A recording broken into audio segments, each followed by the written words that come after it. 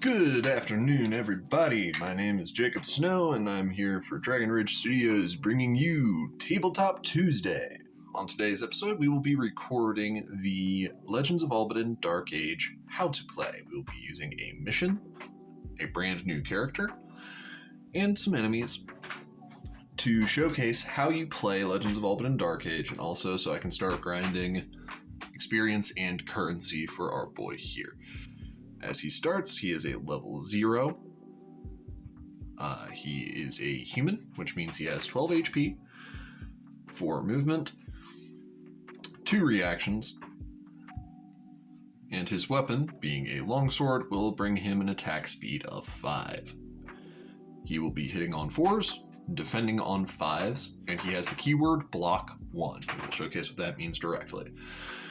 Fighting him is a collection of bandits. We have 3 thugs, each with a varying level of weaponry. And we have the bandit hedger, which will be represented by this robot here. In order to play Legends of Albadyn Dark Age, you do not need action figures like this, or a super snazzy whiteboard board like this. All you need is dice, something, anything really, to represent characters, be it action figures, tokens, spare change, anything like that'll work. And you need a way to tell movement. So while a board like this is both super cost effective and fairly easy to make, all you have to have is a ruler, because we allow for both grid-based movement and inch-based movement. So without further ado, we're going to move into deployment. To move clarity, I decided to move people in further so we're not losing heads as much as possible. It's been a long time since I've recorded a bat rep, so I apologize for the rust. Anyway, every single battle in Legends of Albadyn Dark Age, unless there is a rule modifier that stipulates otherwise, will begin with an initiative roll. This determines which side goes first. There are 2 sides, player side and the monster side. You will determine initiative by rolling a single d6 representing each side, so let's go ahead and get that on. The adventurer dice got a 6, the bandit dice got a 3, which means adventurers win initiative and they get to activate first. So, as there is only one character on the adventurer side, he will receive his activation. With his activation, he can move, he can attack, he can use abilities once he has them, and that pretty much sums up everything you can do. While certain quests or missions may require you to do different things, those are the basics of gameplay: movement, abilities, attacks. So, in this situation, I don't really stand to gain anything from getting super close. So what we're going to do, we're going to be kiting shots from that hedger no matter what. So these guys have a movement speed of 4. So I can move to here and still be safe. So we're going to move here with our protagonist. And that's going to be our turn. He does not have a ranged weapon or any ranged abilities at this time, so that's all we can do. Now the turn passes to the bandits. Now, the thugs have what is called a mentality. This mentality determines how they function, and it makes playing as a solo player, like I'm doing now, a lot easier. For instance, the thugs, their mentality is blooded, which what that means is they will always move toward and attack, if possible, the nearest enemy. Now, if I had multiple characters, I could play fun little games with positioning, keep a tankier character out front so the thugs would all be drawn to them. But as we're doing this on hard mode, they will always be moving toward and trying to attack our protagonist. The hedger's mentality is ranged, which is basically blooded, but they will always do so from the farthest back they can, doing their best to stay at the farthest possible range. So, with blooded and a movement speed of 4, the thugs will all move toward our hero.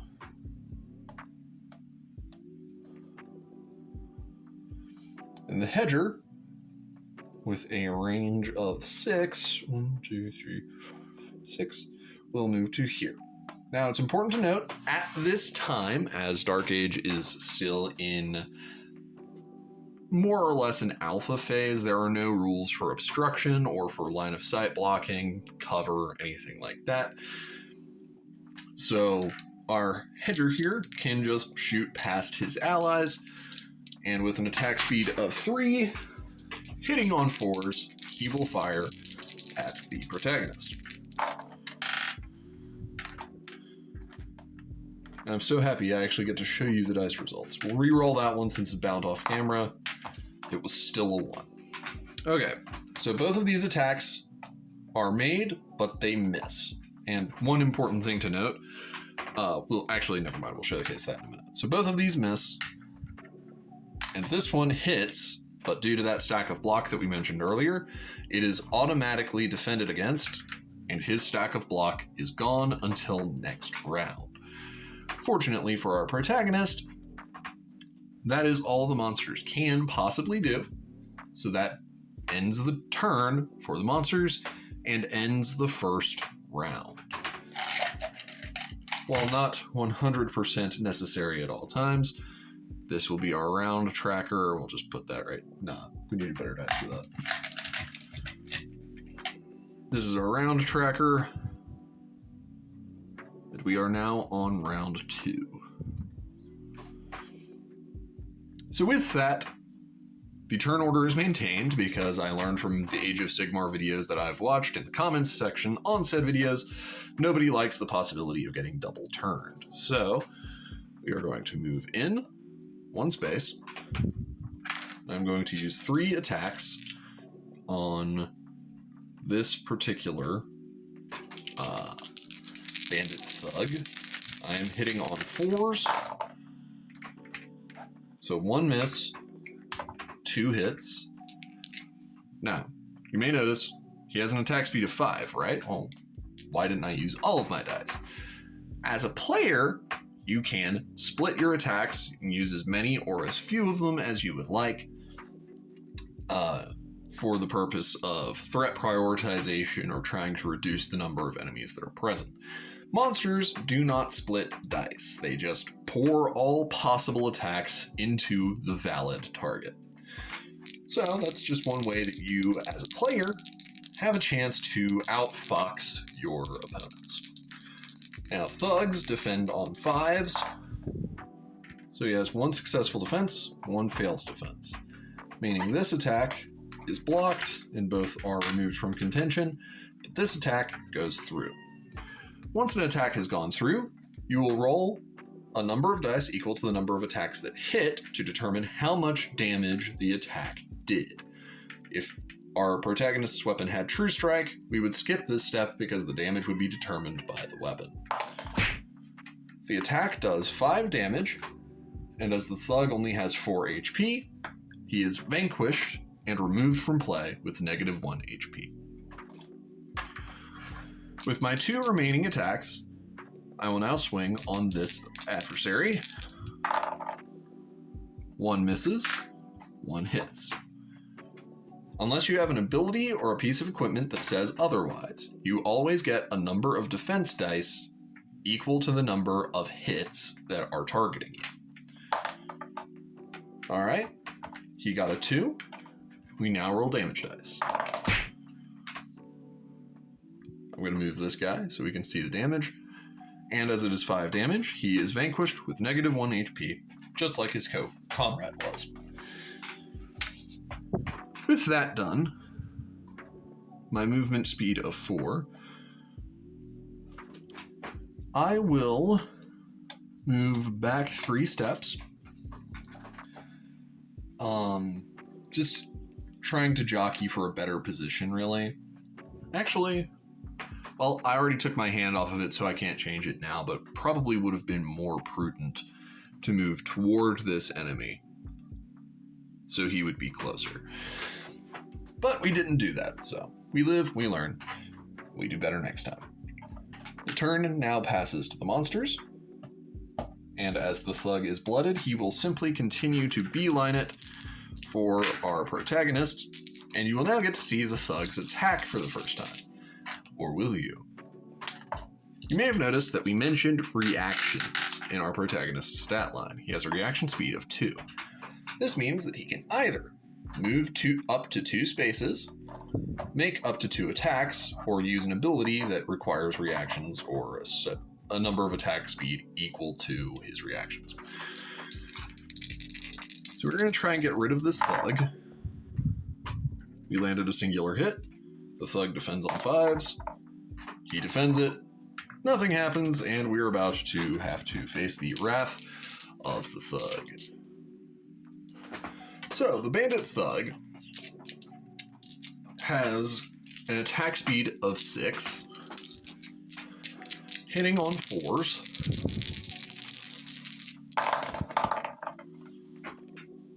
And he has the special keyword, shock. Which means if he deals damage with more than half of the attacks that he made, our protagonist will be stunned and will lose his next turn. So in order to avoid that, I will need to defend against 2 of these attacks. Fortunately, one of them is automatically blocked, which means in order to be stunned, I will have to fail all 3 of these defense rolls. But unfortunately, I'm defending on a 5-up, so that is a very real possibility. Dun dun dun! So, protagonist has fumbled the bag on the defense. Will now take 3 damage dice worth of damage, and will be stunned, losing his next turn. So he has taken a total of 8 damage, leaving him with 4 HP remaining. And now the hedger, 5, 6, moves into range, makes his attacks. That one rolled off. Okay. 2 on 5s. 1 successfully defended. 1 not. If this is 4 or more, our protagonist is eliminated, and the adventurers and the player, that means you, will lose.